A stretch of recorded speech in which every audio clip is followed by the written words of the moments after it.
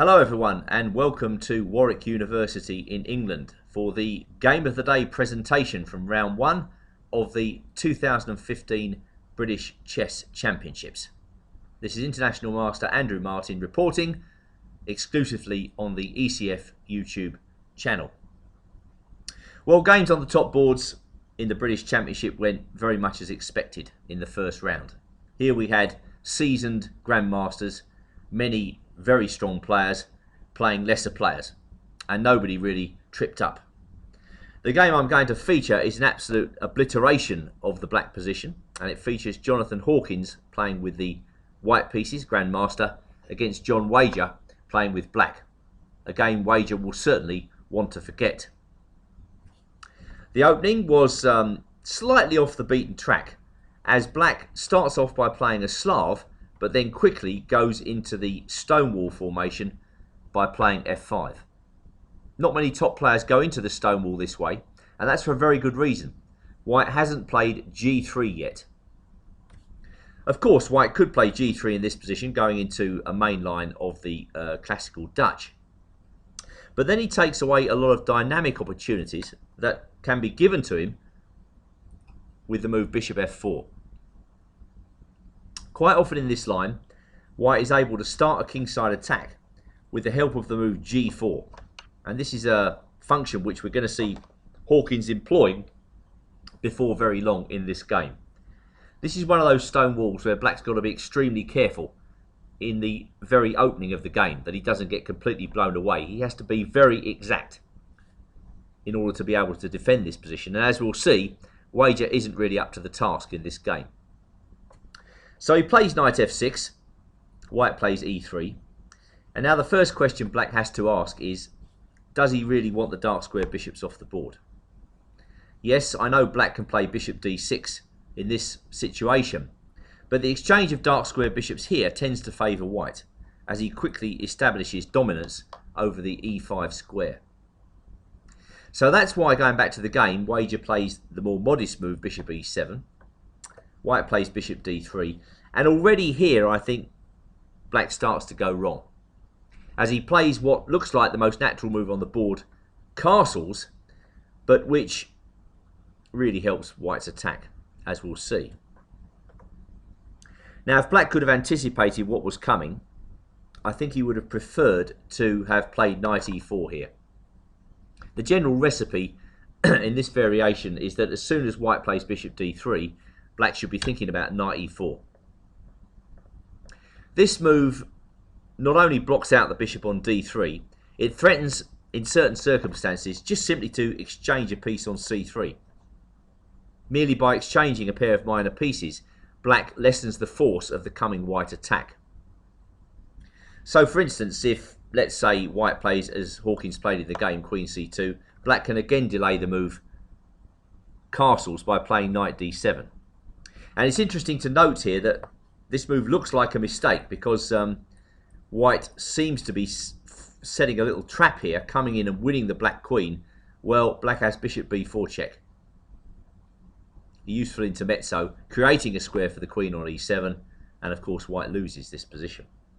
So probably after knight d7, white can go g4. That's very much a theme that we see in the coming play. Well, the computer suggests that black's position is not that bad after the trade on c3. Probably white should take with a pawn, a trade on c4, and then f takes g4. Looks a little bit ropey for black with the straggly pawns, but on the other hand, it's not that easy for white to break through, and his knight's attacked, and when he puts his knight in, black's going to trade it off and play bishop f6. This would have been infinitely preferable to the game from Wager's point of view. Just dropping back, running through that one more time, knight e4. Obviously white can castle. I mean, I think that's probably the best move in this situation. But again, then black avoids the obliteration that he faces in the game itself. So I think, going back to the game itself, castles is a little bit premature. So white goes queen c2, lining up for g4 perhaps, and black plonks his knight in on e4. g4 straight away. Very good. Yes, black can take that pawn for free, But there's nothing free in this position, as after knight e5, black now faces a very difficult defence indeed. I wouldn't like to be in black's shoes, as both the capture on g4 and e4 are very strong. So Wager plays a useful move, knight to a6, intending knight b4. So white's got to take a little time out to prevent it. And now comes, I think, the real mistake. F takes g4. I mean, I think if black goes into this variation, then he shouldn't be tempted by capturing that pawn. That really is a poison pawn. Instead, what he should do is make use of his knight on e4 to exchange off a pair of pieces. And after b takes c3, well, white can, of course, take back with the queen, but then there's not so much pressure on f5. So takes back with the pawn. And now d takes c4, bishop takes c4, and I think the best move here is to go knight c7. Perhaps that's the move Wager missed in his analysis. And the point is that black's thinking about sacking a pawn. White takes on f5, black gets to put his knight on d5. Again, as you'll see, this is infinitely preferable to the game. At least here, black's getting his act together to a degree. What Wager played was very good for the spectators, and it lets Hawkins show a model example of how white should attack in this position. In comes the knight. Wager drops his knight back to f6. And now a move I think a lot of players would miss. c5. It's all too tempting just to shovel open lines on the king side straight away with a move like h3. But I think c5 is much better. This highlights the poor position of the knight on a6, and white adds the threat of bishop takes a6 to the mix, followed by knight takes c6. That's why Wager plays another retrograde looking move, knight b8. Of course, he doesn't want to do that, but that threat of bishop takes a6 is pretty strong. So with c5, white's taking the initiative on both sides of the board. Hence, knight b8. But of course, now comes h3 in improved circumstances. Well, g3 is more or less forced. Black's got to try to close the lines on the king side before he gets completely rubbed out. But this doesn't stop the white attack, and Hawkins played a tempting move here, rook to g1. Well, of course, that opens lines by force. But naturally, white could have also considered taking on g3. This also looks very good for him. There's a one-move lull in proceedings, which perhaps Hawkins didn't like. He wants to attack with no loss of time whatsoever. Perhaps he didn't like knight bd7. But even here, rook g1 looks tremendous for white. Yes, black can trade on e5 and play rook f7, trying to hold the fort. Well, then comes knight e2. White's got an automatic attack in this position, and it's hard to see how black's going to get any sort of counterplay. Instead, he's got to defend, defend, defend, which really nobody likes. But going back to the game, Hawkins plays very incisively, rook g1. Wager chops off on f2, check, and white recaptures with the queen. So lines have been opened by force, and it's up to Wager to show whether he's got any sort of defence. I doubt it, because, I mean, let's see, 3 of his queenside pieces are not able to participate at all. So, for instance, after knight bd7, white would just bring the queen out to h4, and already black is facing the firing squad on h7 and g7. So Wager rather forlornly plays knight h5, intending to get that bishop off the board.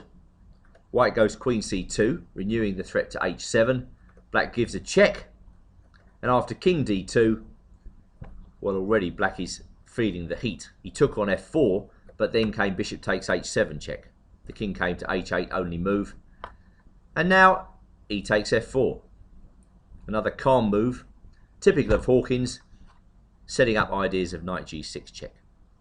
And that really is an idea which black is hard pressed to meet. Well, what's he going to do? Knight g6 check is just crushing. He played queen f6. If he goes bishop f6, then rook g4 is very strong. And if bishop takes e5, then f takes e5 is possible, given that rook f2 check is answered by knight e2. White's attack builds, just doubling up of rooks in the g file is coming. Look at the laughable lack of development on the black queen side. So going back to the game, queen f6, and white played rook to g4. Very tempting, very good, protecting the pawn on f4, setting up ideas of rook takes h4 and knight g6 check. But I wonder whether Hawkins couldn't have played better here with the forcing variation knight g6 check straight away. I mean, it's probable that he didn't want to take any risk. He just thought rook g4 was crushing. But I think this is crushing too. And it's completely forcing. Black takes the bishop. White takes with discovered check. Double check at the same time. In comes the queen. And I don't think there's any comeback from here. King f7 is simply answered by knight g6. And if king takes f8, we go check. King f7 in order to protect g7. And now queen takes c8. I'm sure Hawkins saw this in his mind's eye, and he probably didn't like the fact that the black queen could land a couple of checks. But the king can easily evade the checks, and then white lands the decisive blow. Black really hasn't got any development at all, so it's scarcely possible that these checks with the queen are going to work. But maybe that's what Hawkins was just avoiding when he played rook to g4. That seems like the answer to me. So white has got a winning position. Black played bishop f2. And now, once again, this delaying of the decisive blow, bishop d3. I think knight g6 check works again. Let's just check it out. Black's got to take the bishop. Double check, winning a rook. King g8, queen h7 check, king f7, and now knight g6. Very strong indeed, threatening knight e5 check. If black takes on d4, we go check anyway, and after takes, the scene is set for the rook on a1 to land the decisive blow. If queen f2, check knight e2, and again black is completely bust. So white could have done that. Instead, he prefers bishop d3, and black played bishop d4, at the same time resigning this completely hopeless position. The easiest win, well, rook h4 check is the easiest win, as you can see. If queen takes h4, only move, knight g6 check, and white wins trivially by taking the queen. So black, when he plays the stonewall in this guise, runs a fine line, as you saw. Wager may have had chances to defend his position, but all the way along the line, it was a difficult defence for black. And so maybe this whole line, where you allow white to play bishop f4, is slightly dodgy and can't really be recommended.